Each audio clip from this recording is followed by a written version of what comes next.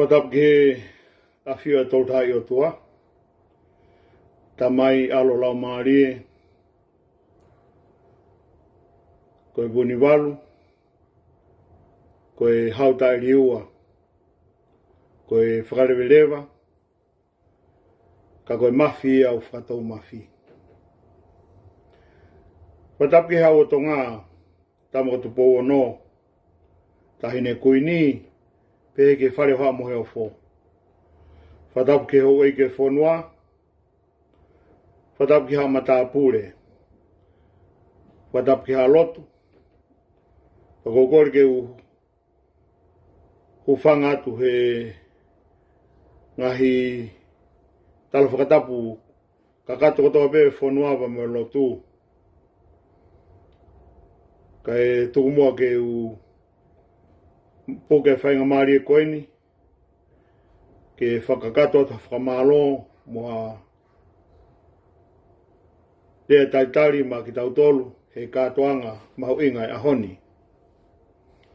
Te ke whae lea koeni ko to mua whawhitai ke tua mafi. I he toloi mo Fe'unu e tau mo ui vai ke ha tautolu. Ai whainga maari e mo ui whakaasinga e tau ni. Koe moni koe tau kau, koe koe mea si. He ko tala noa whai he forfola ko tau wamo mate koe hanga peta. Koe tau kau he katoanga o e whakaasinga e tau. Koe tai koloa mau inga e ke te tau tolu.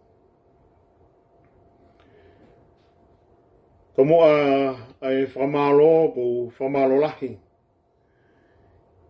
Ki he Creative New Zealand Ministry for Pacific, Mankri Local Board, Ministry for Culture and Heritage, Mount Albert Local Board, Auckland Local Board, Auckland City Council, Auckland Community Scheme. Kina tolu eni e ngahi kautaha. Ko whaambe ke whahungai. Ai whamalolahi pe me kaungau e Fe'unukoula ke te mautolu. He taim ko toa pia whaia tai whakatangi. Pe mo e whakahemata. Ko hipe ko e ngau e Fe'unukoula. Pe mo wanga lelei. Ka mo taitari ki mautolu. Pe mo e loto oku honga ia. Mo e loto fie kaunga mea.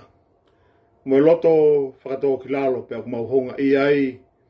E kaungau e Fe'unukoula ke whafonga te whakamalola ke te mautolu. Pe ke kautonga ko toa pe mo ihe ngahe kautaha koe ni whamalo atu ke te mautolu.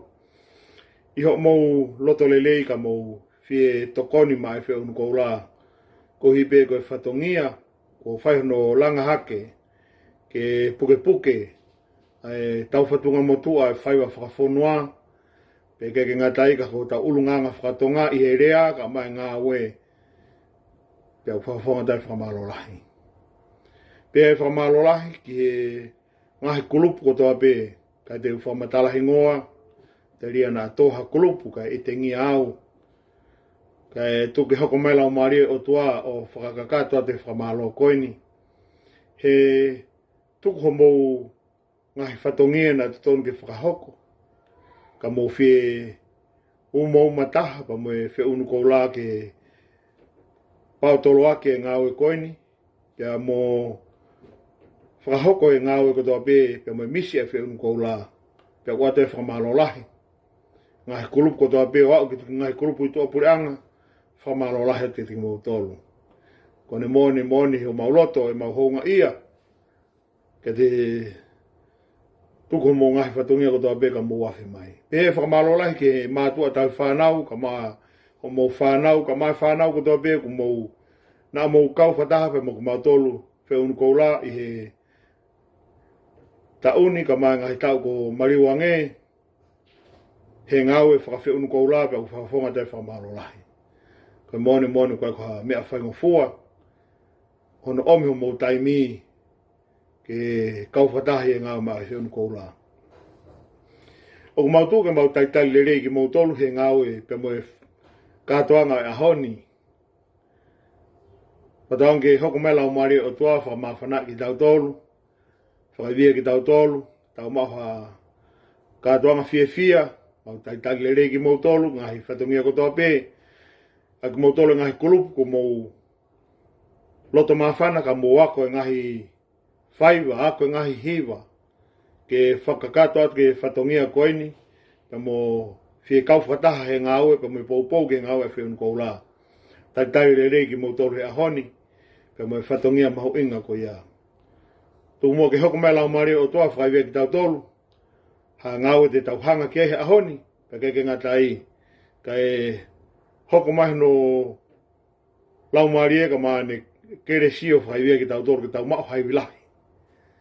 Whakasinga tauni, pe mo e tau whaona, e tau kei hiki ai ngawe Fe'unukoula o kai uhinga ko Fe'unukoula ka ko hinga ko tau tonga ke maho inga mari e ai o tua motonga ko ho tau tofia pe pe taitali le rei pe mo rea whamalo o e ahoni kai tu mo ke wafi he ka ho whanga tu hinga tala whakatapu ko toa pe lewe malanga ka te tau atu malo.